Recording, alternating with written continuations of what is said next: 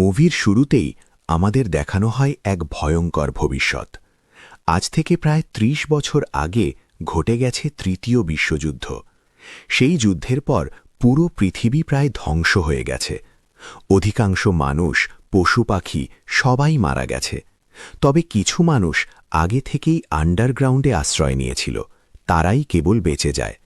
কিন্তু সময়ের সাথে সাথে এই বেঁচে যাওয়া মানুষগুলোর স্বভাবও ভয়ঙ্কর হয়ে ওঠে। খাবার আর পানির সব রিসোর্স শেষ হয়ে যাওয়ায় তারা একে অপরকে মেরে খেতেও পিছপা হয় না। রেডিয়েশনের কারণে পৃথিবীতে আর কোনো ফসল ফলানো সম্ভব নয়।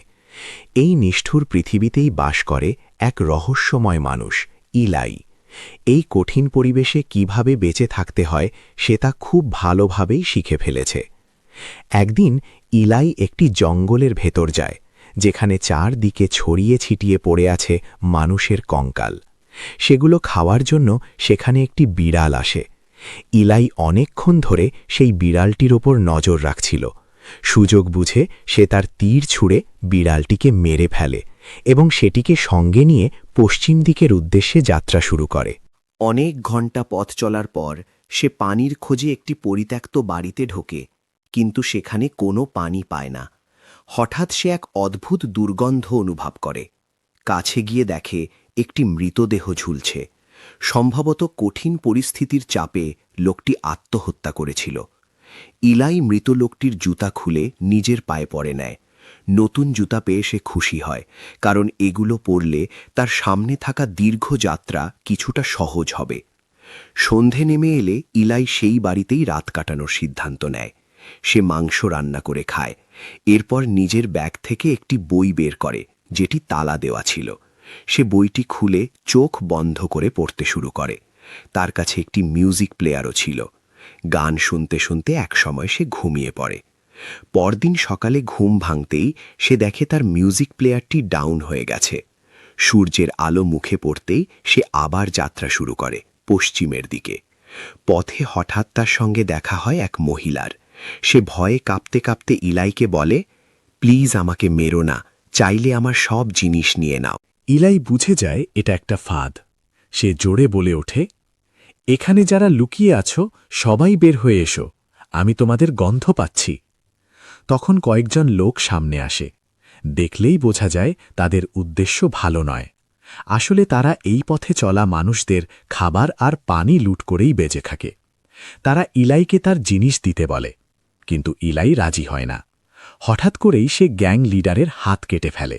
এতে বাকিরা ক্ষেপে যায় এবং ইলাইকে মারতে এগিয়ে আসে, কিন্তু একাই ইলাই সবাইকে মেরে ফেলে। এরপর সে সেই মহিলাকে জিজ্ঞেস করে তার কাছে পানি আছে কিনা। মহিলা তাকে একটি পানির বোতল দেয়, কিন্তু ইলাই সেটা নেয় না, কারণ বোতলে খুব অল্প পানি ছিল। সে আবার নিজের পথে রওনা হয়। মহিলাটি তখন বলে, আমি কি তোমার সাথে যেতে পারি? ইলাই তাকে না করে দেয়। হাঁটতে হাঁটতে সে একসময় একটি টাউনে পৌঁছায়। সেখানে অনেক মানুষ থাকলেও সবার অবস্থা করুণ। তারা ক্ষুধা, তৃষ্ণা আর রোগে ভুগছে। ইলাই একটি দোকানে ঢোকে। দোকানদার তাকে দেখেই বন্দুক তাক করে। ইলাই শান্তভাবে বলে, আমি কাস্টমার, আমার মিউজিক প্লেয়ারের ব্যাটারি চার্জ করাতে এসেছি। দোকানদার বলে, এর জন্য টাকা লাগবে। ইলাই জানায় তার কাছে টাকা নেই, তবে এমন কিছু আছে যা সে দিতে পারে। তখন সে ব্যাগ থেকে লাইটার আর কিছু মশলার প্যাকেট বের করে। এগুলো দেখে দোকানদার খুব খুশি হয় এবং ব্যাটারি চার্জ করতে রাজি হয়ে যায়। এই টাউনেই দেখা যায় কার্নেগি নামের এক ক্ষমতাধর লোককে। সে একটি বারের মালিক এবং পুরো শহরটাই তার নিয়ন্ত্রণে। ঠিক তখনই তার কাছে আসে একদল লোক, যারা সঙ্গে করে অনেকগুলো বই নিয়ে এসেছে। কিন্তু কার্নেগি যে বইটার খোঁজে এত বছর ধরে আছে, সেই বইটা তার হাতে আসে না, কারণ এই লোকগুলো সবাই নিরক্ষর। পথে যেই বই পায় সেটাই না বুঝেই তুলে নিয়ে আসে। এর মধ্যেই গ্যাং লিডার কার্নেগিকে একটি ছোট শ্যাম্পুর বোতল উপহার দেয়। সেই বোতলটা দেখে কার্নেগি এতটাই খুশি হয়ে যায় যে সে সবাইকে তার বারে ফ্রি খাবার আর মদ খাওয়ার অনুমতি দিয়ে দেয়, কারণ পৃথিবী ধ্বংস হওয়ার পর থেকে এমন দৈনন্দিন জিনিস পাওয়াটাই হয়ে উঠেছে বিরল ঘটনা। এদিকে ইলাইয়ের পানিও পুরোপুরি শেষ হয়ে যায়, তাই সে পানি নিতে ওই বারে ঢোকে এবং কাউন্টারে দাঁড়ানো লোকটার কাছে পানি চায়, কিন্তু লোকটা বলে, এখানে ফ্রিতে কিছুই পাওয়া যায় না। তখন ইলাই নিজের ব্যাগ থেকে একটি স্কার্ফ আর একজোড়া গ্লাভস বের করে তাকে দেয়। ঠিক সেই সময় কাউন্টারের ওপর একটা বিড়াল উঠে আসে। ইলাই সেটাকে সেখান থেকে তাড়িয়ে দেয়। এই ব্যাপারটা বিড়ালের মালিক, একজন বাইক চালানো গুন্ডা, মেনে নিতে পারে না। সে রেগে গিয়ে ইলাইয়ের সাথে ঝগড়া করতে আসে। ইলাই শান্তভাবে বলে, আমি ঝামেলা চাই না, শুধু আমার পানি নিয়ে এখান থেকে চলে যেতে চাই। কিন্তু লোকটা যখন একেবারেই কথা শোনে না, তখন ইলাই হঠাৎ করে তার গলা ধরে ডেস্কের ওপর আছড়ে ফেলে। তারপর বলে, আমি জানি তুমি কে। তুমি অনেক নির্দোষ মানুষকে মেরেছ, আর আজ তোমার শাস্তি তোমাকে পেতেই হবে। এরপর ইলাই তার তলোয়ার বের করে এবং বারের ভেতরে থাকা সব গুন্ডাকে একে একে মেরে ফেলে। এসব কিছু দূর থেকে কার্নেগি নিজেই দেখছিল। ইলাইয়ের দক্ষতা আর সাহসে সে ভীষণ ইমপ্রেস হয়ে যায়। কার্নেগি ইলাইকে তার সাথে কাজ করার প্রস্তাব দেয়। সে জিজ্ঞেস করে, তুমি কি পড়তে জানো? ইলাই বলে, হ্যাঁ, আমি তো প্রতিদিনই পড়ি। তখন কার্নেগি জানায় সে বহু বছর ধরে একটি বিশেষ বই খুঁজছে। সেই বইয়ের সাহায্যে সে আরও অনেক শহর গড়ে তুলতে চায়। সে ইলাইকে বলে, তুমি আমাকে সেই বইটা খুঁজে পেতে সাহায্য করো, বদলে আমি তোমাকে থাকার জায়গা, খাবার, পানি সব কিছু দেব। কিন্তু ইলাই স্পষ্টভাবে জানিয়ে দেয় যে সে কার্নেগির জন্য কাজ করতে পারবে না। তার একটি গুরুত্বপূর্ণ কাজ বাকি আছে, আর সেটা শেষ করার জন্যেই তাকে পশ্চিম দিকে যেতে হবে। কার্নেগি তখন বলে, আজ রাতটা আমার এখানেই থাকো। সারা রাত ভেবে দেখো, হয়তো সকালে তোমার সিদ্ধান্ত বদলে যেতে পারে, আর যদি না বদলায় তাহলে ভোর হলেই তুমি চলে যেতে পারবে। ইলাই সেই রাতটা বারে থেকেই কাটানোর সিদ্ধান্ত নেয়। এরপর কার্নেগি তার দাসী ক্লাউডিয়াকে ইলাইয়ের রুমে খাবার আর পানি দিয়ে পাঠায়। ক্লাউডিয়া জন্ম থেকেই অন্ধ। সে চুপচাপ খাবার দিয়ে চলে যায়। তারপর ইলাই নিজের কাছে রাখা সেই তালাবদ্ধ বইটা বের করে পড়তে বসে, যেটাকে সে ভীষণ যত্ন করে আগলে রাখে। অন্যদিকে ক্লাউডিয়া গিয়ে কার্নেগিকে বলে, আমার মনে হয় না ওই যাত্রী তার সিদ্ধান্ত বদলাবে। সে অন্যদের মতো নয়। এটা শুনে কার্নেগি আর একটা চাল চালার সিদ্ধান্ত নেয়। সে ইলাইয়ের মন ভোলানোর জন্য ক্লাউডিয়ার মেয়ে সোলারাকে তার রুমে পাঠায়। কিন্তু ইলাই সোলারাকে সেখান থেকে চলে যেতে বলে। প্লিজ আমাকে বের করে দিও না। যদি আমি বাইরে যাই, কার্নেগি আমাকে আর আমার মাকে খুব মারবে। তুমি ওকে শুধু মিথ্যে বলো যে আমার রাতটা ভালো কেটেছে। এই কথা শুনে ইলাই সোলারাকে রুমেই থাকতে দেয়। তখন সোলারার চোখে পড়ে ইলাই খুব যত্ন করে একটি বই লুকিয়ে রেখেছে। সে বইটা দেখতে চায়, কিন্তু ইলাই সরাসরি না করে দেয়। সোলারা তখন জিজ্ঞেস করে, তুমি কি যুদ্ধের আগের পৃথিবীটা? ইলাই শান্ত গলায় বলে, হ্যাঁ, আজ মানুষ যেসব জিনিসের জন্য একে অপরকে মেরে ফেলছে, একসময় আমরা সেগুলো ফেরে দিতাম। এই কথা শুনে সোলারা ভীষণ অবাক হয়ে যায়। এরপর দুজন একসাথে বসে খাবার খেতে শুরু করে। আর যখনই ইলাই খাবার খাওয়ার আগে প্রার্থনা করে, তখন বিষয়টা সোলারার কাছে খুবই অদ্ভুত লাগে, কারণ আজ পর্যন্ত সে কখনো কাউকে এমনভাবে প্রার্থনা করতে দেখেনি। পরদিন সকালে সোলারা তার মায়ের কাছে যায়। তার মা ডাইনিং টেবিলে বসে খাবারের জন্য অপেক্ষা করছিল। ঠিক তখনই সোলারার মাথায় ইলাইয়ের কথা মনে পড়ে যায়। সে নিজেও খাবার খাওয়ার আগে প্রার্থনা করতে শুরু করে। এই দৃশ্যটা কার্নেগির চোখে পড়ে যায়।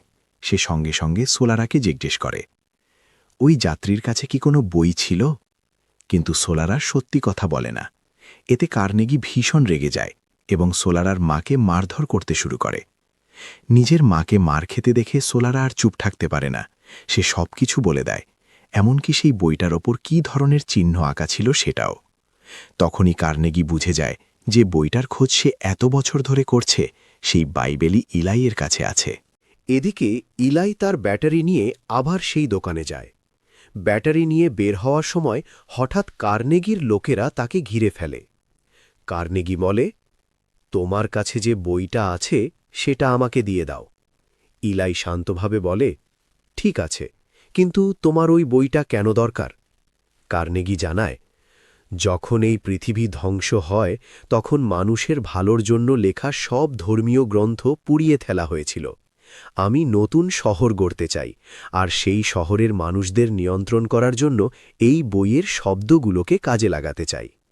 ইলাই বুঝে যায় কার্নেগির উদ্দেশ্য মোটেও ভালো নয়, তাই সে বইটা দিতে অস্বীকার করে।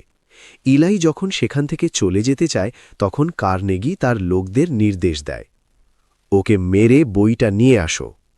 লোকেরা ইলাইয়ের দিকে গুলি চালাতে শুরু করে। কিন্তু ইলাই অস্ত্রচালনায় ভীষণ দক্ষ। সে একে একে সবাইকে মেরে ফেলে এবং শেষে কার্নেগির পায়ে গুলি করে সেখান থেকে পালিয়ে যায়। টাউন থেকে অনেক দূরে চলে আসার পর হঠাৎ সোলারা ইলাইয়ের কাছে এসে পৌঁছায়। সে বলে, তোমার সাথে থাকলে আমি বেশি নিরাপদ, প্লিজ আমাকে তোমার সাথে নিয়ে চলো। কিন্তু ইলাই আবারও তাকে না করে দেয়। তখন সোলারা বলে, আমি জানি কার্নেগি কোথা থেকে পানি আনে, যদি তুমি আমাকে সাথে নাও তাহলে আমি তোমাকে সেই পানির ঝর্ণাটার কাছে নিয়ে যেতে পারি। এবার ইলাই রাজি হয়ে যায়। দুজন একসাথে সেই ঝর্ণার কাছে পৌঁছে ইলাই নিজের বোতলে পানি ভরে নেয়। ঠিক তখন সে সোলারাকে বলে, আমার চশমাটা ঝর্ণার ভেতরে পড়ে গেছে, তুমি কি এনে দেবে? সোলারা চশমা আনতে ভেতরে ঢুকতেই ইলাই দরজাটা বন্ধ করে দেয়। সে সোলারাকে বলে, আমি তোমাকে আমার সাথে নিতে পারি না, রাস্তা খুবই বিপজ্জনক। এরপর ইলাই একাই সামনে এগিয়ে যায়। কিছুক্ষণ পর সোলারা সেই জায়গা থেকে বের হয়ে আসে। রাস্তা দিয়ে হাঁটতে হাঁটতে হঠাৎ তার সঙ্গে দেখা হয় সেই একই মহিলার, যাকে ইলাই প্রথমে দেখেছিল। মহিলা সাহায্যের জন্য চিৎকার করছিল। সেই আওয়াজ শুনে সোলারা যখন তার কাছে যায় তখন আগে থেকেই লুকিয়ে থাকা দুজন লোক সামনে চলে আসে। তাদের উদ্দেশ্য একেবারেই খারাপ ছিল এবং তারা সোলারার উপর জোর করে অত্যাচার করার চেষ্টা করে। ঠিক তখনই সেখানে ইলাই এসে পৌঁছায়। সে এক মুহূর্ত দেরি না করে ওই দুই লোককে মেরে ফেলে এবং সোলারাকে বাঁচিয়ে নেয়। এরপর ইলাই আর সোলারা একসাথে আবার পশ্চিম দিকের দিকে যাত্রা শুরু করে। হাঁটতে হাঁটতে হঠাৎ ইলাই একটা শব্দ শুনতে পায়। সে সঙ্গে সঙ্গে বুঝে যায় আশেপাশে কিছু আছে। মুহূর্তের মধ্যেই সে আকাশের দিকে তীর ছোড়ে এবং একটি পাখিকে মেরে ফেলে। সেটাই হয় তাদের রাতের খাবার। চলতে চলতে সন্ধ্যা নেমে আসে, তাই তারা বিশ্রামের জন্য এক জায়গায় থামে। সেখানে বসে ইলাই আবার বাইবেল পড়তে শুরু করে। তখন সোলারা বলে, তুমি কি এই বইটা থেকে পড়ে আমাকে কিছু শোনাতে পারো? ইলাই বইটা বন্ধ করে ধীরে ধীরে কিছু লাইন বলতে শুরু করে। সে বলে, ঈশ্বরই আমাকে সঠিক পথ দেখান, তিনি আমার আত্মাকে রক্ষা করেন, তিনি আমাকে সবুজ ঘাসের ওপর বিশ্রাম দেন। মৃত্যুর ছায়ার মধ্যে দিয়ে গেলেও আমি ভয় পাই না, কারণ তিনি আমার সঙ্গে আছেন। এই কথা শুনে সোলারার মন ভরে যায়। তার ভেতরে এক অদ্ভুত শান্তি অনুভব হয়। ইলাই তখন বলে, যুদ্ধ শুরু হওয়ার পর মানুষ সব বই পুড়িয়ে ফেলেছিল। তাদের বিশ্বাস ছিল ধর্ম আর ধর্মীয় বইগুলোর কারণেই এই যুদ্ধ হয়েছে। তাই আজ পৃথিবীতে সম্ভবত এটাই একমাত্র বই যেটা বেঁচে আছে। সোলারা জানতে চায়, তুমি এই বইটা কোথায় পেয়েছিলে? ইলাই বলে, নিউক্লিয়ার হামলার পর মানুষ রেডিয়েশন আর সূর্যের তাপ থেকে বাঁচতে মাটির নিচে থাকতে শুরু করে। সেও তাদের মধ্যেই একজন ছিল। প্রায় 1 বছর পর সবাই যখন আবার উপরে উঠে আসে তখন তার ভেতর থেকে এক অদ্ভুত কণ্ঠস্বর তাকে পথ দেখায়। সেই কণ্ঠস্বর তাকে এক পাথরের স্তূপের কাছে নিয়ে যায়। সেখানেই সে এই বাইবেল খুঁজে পায়। সেই কণ্ঠস্বরই তাকে বলে, এই বইটা পশ্চিমে নিয়ে যাও, ওখানেই এটা নিরাপদ থাকবে। আর সেই কারণেই ইলাইর ধরে একটানা হেঁটেই চলছে। সেই কণ্ঠস্বরই তাকে পথ দেখায় এবং প্রতিটি বিপদ থেকে রক্ষা করে। পরদিন সকাল হলে তারা আবার যাত্রা শুরু করে। অন্যদিকে কার্নেগি তার লোকজন নিয়ে ইলাই আর সোলারার খোঁজে বের হয়। কিছুক্ষণ পর ইলাই আর সোলারা পানি খোঁজার জন্য একটি বাড়ির ভেতরে ঢোকে। সেখানে এক বুড়ি মহিলা থাকে। সে তাদের চা বানিয়ে দেয়। কিন্তু অল্প সময়ের মধ্যেই ইলাই বুঝে যায় এই লোকগুলো আসলে মানুষ খেকো। তারা বহু মানুষকে মেরে খেয়ে ফেলেছে। ইলাই সঙ্গে সঙ্গে সোলারাকে নিয়ে সেখান থেকে বেরিয়ে যেতে চায়। ঠিক সেই মুহূর্তেই কার্নেগি আর তার লোকেরা সেখানে এসে পৌঁছায়। তাদের দেখে সবাই আবার ঘরের ভেতরে ঢুকে পড়ে। তখন কার্নেগি জোরে বলে, যদি বাঁচতে চাও তাহলে ওই বইটা আমাকে দিয়ে দাও। এরপর ইলাই ভেতর থেকে একটি বই বাইরে ছুঁড়ে দেয়। সবাই মনে করে সেটাই বোধহয় বাইবেল, কিন্তু বইটার ভেতরে লুকানো ছিল একটি বোমা। মুহূর্তের মধ্যেই বিকট বিস্ফোরণ ঘটে। চারদিকে তীব্র গুলিবর্ষণ শুরু হয়ে যায়। সেই গোলাগুলির মধ্যেই ওই বুড়ো দম্পতির মৃত্যু হয়। শেষ পর্যন্ত ইলাই আর সোলারা দুজনেই আত্মসমর্পণ করতে বাধ্য হয়। তাদের কার্নেগির সামনে নিয়ে যাওয়া হয়। বন্দুক তাক করে সোলারাকে জিম্মি করে ইলাইয়ের কাছ থেকে বাইবেল কেড়ে নেয় কার্নেগির লোকেরা। এরপর ইলাইকে গুলি করে মৃত ভেবে ফেলে রেখে সোলারা আর বইটা নিয়ে তারা সেখান থেকে চলে যায়। অন্যদিকে যে গাড়িতে সোলারাকে নিয়ে যাওয়া হচ্ছিল হঠাৎ সে সাহস করে ড্রাইভারের ওপর আক্রমণ করে। গাড়িটি উল্টে যায়। সুলক বুঝে সোলারা গাড়ি থেকে বেরিয়ে এসে একটি গ্রেনেড কার্নেগির গাড়ির দিকে ছুঁড়ে মারে। বিশাল বিস্ফোরণে গাড়ি উড়ে যায়। তবে ভাগ্যক্রমে কার্নেগি বেঁচে যায় এবং সেখান থেকে পালিয়ে যায়। এরপর সোলারা গাড়ি নিয়ে ফিরে আসে ইলাইয়ের কাছে। ইলাই তখন মারাত্মকভাবে আহত অবস্থায়ও পশ্চিম দিকের দিকে হাঁটছিল। সোলারা তাকে পানি খাওয়ায়। তারপর দুজনেই গাড়িতে করে আবার পশ্চিমের পথে যাত্রা শুরু করে। হঠাৎ ইলাই বাতাসে এক ধরনের আর্দ্রতা অনুভব করে। সে বুঝে যায় কাছাকাছি কোথাও পানি আছে। কিছু দূর এগিয়ে তারা একটি নদীর কাছে পৌঁছায়। সেখান থেকে নৌকায় করে তারা একটি দ্বীপের দিকে রওনা দেয়। দ্বীপের কাছে পৌঁছতেই সেখানে থাকা গার্ড তাদের আটকায়। ইলাই জানায়, আমার কাছে বাইবেল আছে। অন্যদিকে যে এই কথা শুনে তাদের ভেতরে নিয়ে যাওয়া হয়। সেখানে এক ব্যক্তির সঙ্গে তাদের দেখা হয়। সে জানায়, আমরা পৃথিবীর অনেক গুরুত্বপূর্ণ বই এখানে সংরক্ষণ করেছি, কিন্তু আমাদের কাছে কখনোই বাইবেল ছিল না। ইলাই তখন বলে, আমি তোমাদের বাইবেল দেব। আমি যেভাবে বলবো ঠিক সেভাবেই লিখে নাও।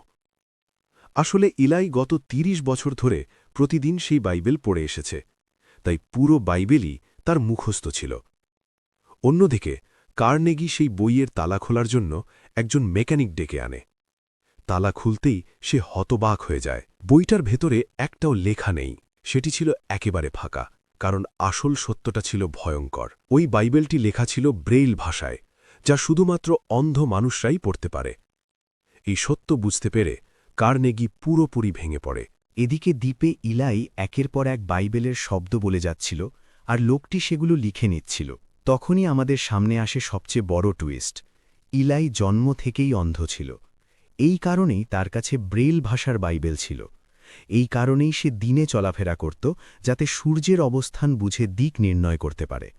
আর যখন সে কারোর সঙ্গে লড়াই করত, তখন চোখ দিয়ে নয়, শব্দ আর নড়াচড়ার আভাস দিয়েই শত্রুকে পরাজিত করত। অন্যদিকে কার্নেগি সোলারার মা ক্লডিয়াকে বই পড়ে শোনাতে বলে, কিন্তু ক্লডিয়া ইচ্ছে করেই মিথ্যে বলে দেয়, আমি এই ভাষা ভুলে গেছি। কারণ সে কার্নেগিকে ঘৃণা করত। তাছাড়া তার পায়ের ইনফেকশন দ্রুত ছড়িয়ে পড়ছিল, আর সে বুঝে গিয়েছিল তার মৃত্যু খুব কাছেই। কিছুক্ষণ পর কিছু লোক কার্নেগির বারে ঢুকে সবকিছু ধ্বংস করতে শুরু করে। কার্নেগি শুধু দাঁড়িয়ে দাঁড়িয়ে সবকিছু শেষ হতে দেখে।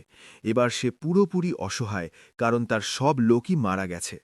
অন্যদিকে ইলাই সম্পূর্ণ বাইবেল লিখে দেওয়ার পর শান্তভাবে এই পৃথিবীকে বিদায় জানায়। পরবর্তীতে সেই বাইবেল ছাপিয়ে লাইব্রেরিতে নিরাপদে সংরক্ষণ করা হয়। শেষ দৃশ্যে দেখা যায় সোলারা ইলাইয়ের ব্যাগ আর তার সব জিনিস নিয়ে নিজের বাড়ির দিকে ফিরে যাচ্ছে। আর এভাবেই শেষ হয় এক বিশ্বাস, ত্যাগ আর আশা ভরা অসাধারণ গল্প। তো বন্ধুরা, এই ছিল দ্য বুক অফ ইলাই মুভির সম্পূর্ণ গল্প। আশা করি ভিডিওটা আপনাদের ভালো লেগেছে। এই চ্যানেলকে এত ভালোবাসা দেওয়ার জন্য হৃদয় থেকে ধন্যবাদ। আবার দেখা হবে নতুন ভিডিও নিয়ে।